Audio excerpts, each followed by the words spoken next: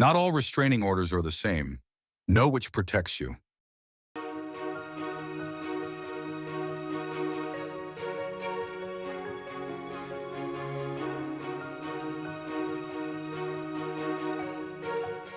A lot of people think there's just one kind of restraining order in California that universally protects from harm, but that's not true.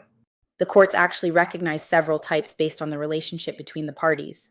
While each one addresses a different situation, they all share a common goal: creating legal boundaries related to communication, freedom of movement, and access, including to children, residences, and firearms. In this video, we'll unpack the 5 most common restraining order types we encounter and when each one could apply. Let's start with domestic violence restraining orders, or DVROs. These apply when the alleged abuse involves someone you've had a close personal relationship with, such as a current or former spouse, a dating partner, someone you share a child with, or a close family member. Roommates or casual acquaintances don't qualify. The relationship must be intimate or familial under California's Domestic Violence Prevention Act. Domestic violence is defined broadly. It can include physical injury, sexual assault, stalking, repeated threats or harassment, and even disturbing someone's peace, which might mean destroying property, controlling finances, or using intimidation to disrupt daily life. For petitioners, a domestic violence restraining order can be life-changing. When granted, it provides immediate safety by limiting contact, requiring the other party to move out, or even forcing the surrender of firearms. These orders can also affect child custody, visitation, and support arrangements, making them especially important in family law matters. Beyond that, a DVRO can create a legal record of abuse that may play a role in divorce, housing, or immigration cases. Perhaps most importantly, it offers peace of mind and the ability to move forward without fear. That said, petitioners carry the burden of proof by a preponderance of the evidence and must provide credible evidence such as text messages, police reports, medical records, or witness testimony. Weak or vague evidence can lead to denial, leaving petitioners vulnerable. For respondents, the impact of a DVRO can be just as serious. An order may restrict access to a home, children, or firearms, and it can carry collateral consequences for employment, professional licenses, immigration status, or background checks. Violating an order can lead to criminal charges, fines, or jail time. These cases can feel overwhelming, but respondents have the right to challenge the allegations, cross-examine witnesses, and present evidence to protect their reputation, rights, and future. If granted, a DVRO can last for up to 5 years, and then can be renewed for life. Because the stakes are high for both sides, safety, reputation, custody, even housing, it's critical to be well prepared and strategic. Whether you're asking for protection or defending against it, understanding the process and the proof required can make all the difference. Now let's look at civil harassment restraining orders. These apply when the alleged conduct comes from someone outside a domestic or family relationship, like a neighbor, roommate, coworker, acquaintance, or even a stranger. California law defines harassment broadly. It can include unlawful violence, credible threats of violence, or repeated unwanted behavior such as stalking, harassing calls or texts, or being followed in a way that causes substantial emotional distress. To get a civil harassment restraining order, the person requesting it has to meet a higher legal standard, clear and convincing evidence. That's a tougher burden of proof than in some other restraining order cases, like domestic violence or elder abuse restraining orders, where the standard is just a preponderance of the evidence. For petitioners, this means being ready to present strong, relevant evidence and explain how the conduct qualifies as harassment under the law.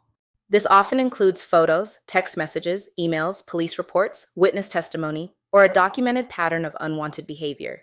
A common pitfall is relying on vague or isolated incidents without showing how they meet the legal definition of harassment.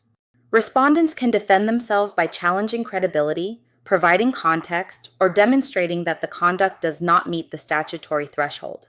There's a real opportunity to challenge the evidence, bring in witnesses, and argue that the behavior doesn't meet the legal definition of harassment. For petitioners, a civil harassment restraining order can restore peace and safety. These orders can remain in place for up to 5 years with the possibility of renewal, giving long-term relief from unwanted contact. For respondents, the consequences of a CHRO can be significant.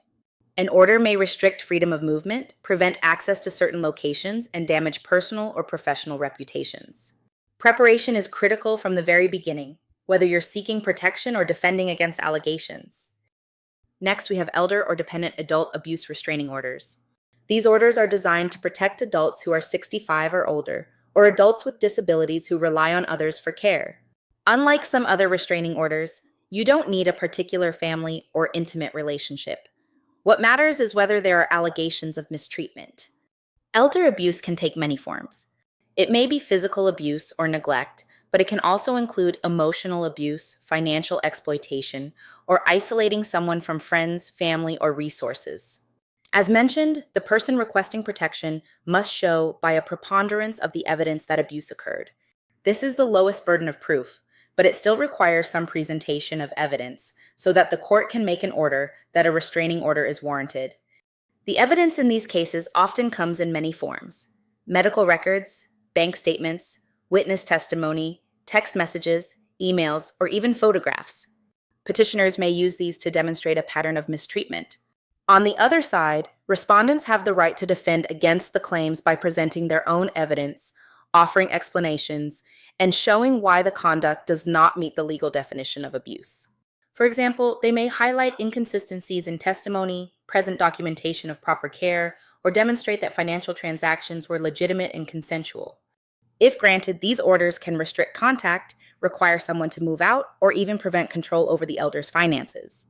They can last up to 5 years and may be renewed. Because the impact is significant for both sides, from protecting safety to defending reputation and rights, it's critical to have strong legal guidance to navigate the process. Next, we'll talk about workplace violence restraining orders.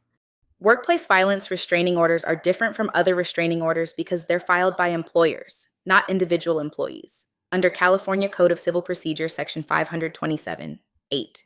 They're designed to protect staff when there are allegations of threats, violence, or repeated harassment that causes substantial emotional distress. To succeed, the employer must meet a clear and convincing evidence standard. This means the court is looking for strong, reliable evidence, which might include security footage, emails, text messages, HR reports, or witness testimony from coworkers. Petitioners must show that the conduct rises to the level of unlawful violence, credible threats, or serious harassment, while respondents have the opportunity to challenge the credibility of the claims, provide context, or show that the alleged behavior doesn't meet the legal definition. If granted, a workplace violence restraining order can last up to 3 years and may restrict contact with employees or prohibit someone from entering the workplace. For petitioners, usually employers acting on behalf of their employees, a workplace violence restraining order can be a critical tool to preserve safety and stability in the workplace. If granted, it can immediately reduce the risk of escalation by keeping the restrained person away from the office, specific staff, or company property. This can provide peace of mind to employees who feel unsafe, and it demonstrates that the employer is taking proactive steps to protect their team. Beyond safety, these orders can also shield businesses from liability. Employers in California have a duty to maintain a safe working environment. When threats or harassment arise, seeking a workplace violence restraining order can show that the employer took appropriate action, something that may matter in future legal disputes, workers' compensation claims, or regulatory reviews. On a practical level, it can also help retain talent and protect workplace culture by assuring employees that their concerns are taken seriously. A workplace violence restraining order can have serious consequences for the person on the receiving end. If granted, the order may prohibit them from contacting specific employees, coming near the workplace, or even entering certain locations entirely. In some cases, this can mean losing access to a job site, being reassigned or terminated by an employer, or facing reputational harm that makes it harder to find future employment. Beyond the workplace, the order becomes part of the public record. This can affect professional licensing, background checks, and in certain industries, the ability to maintain security clearances or handle sensitive information. Because of these stakes, respondents need to fully understand their rights, the evidence against them, and how to build a strong defense. For many, the goal is not only to contest the order, but also to protect their career, reputation, and future opportunities. Finally, gun violence restraining orders. For many years, conversations about restraining orders in California focused mainly on 4 categories: domestic violence, civil harassment, elder or dependent adult abuse, and workplace violence. But in recent years, gun violence restraining orders, also known as GVROs, have become far more common and are now an important part of the discussion.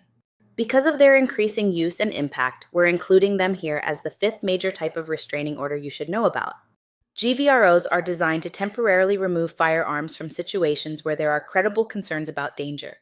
Unlike other restraining order types, GVROs are not usually filed by the person directly at risk. Instead, they can be requested by law enforcement, immediate family members, household members, co-workers, employers, or in some cases, school employees. The purpose is to prevent potential gun-related harm while a threat is being assessed and addressed. The burden of proof in GVRO cases is by clear and convincing evidence. Petitioners must show that the restrained person poses a significant danger of causing injury to themselves or others if allowed to access firearms.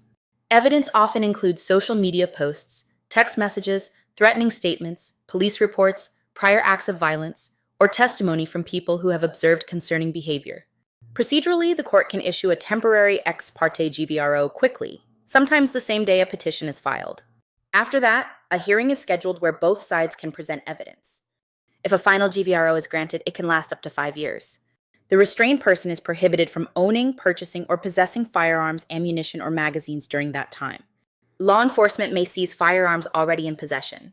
These orders can be renewed if the threat is ongoing, but they do not last forever. Once a GVRO expires and is not renewed, rights to purchase and possess firearms are restored.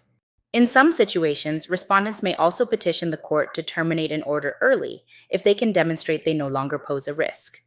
For petitioners, a GVRO can bring peace of mind and potentially prevent tragedy by interrupting access to weapons during a volatile time.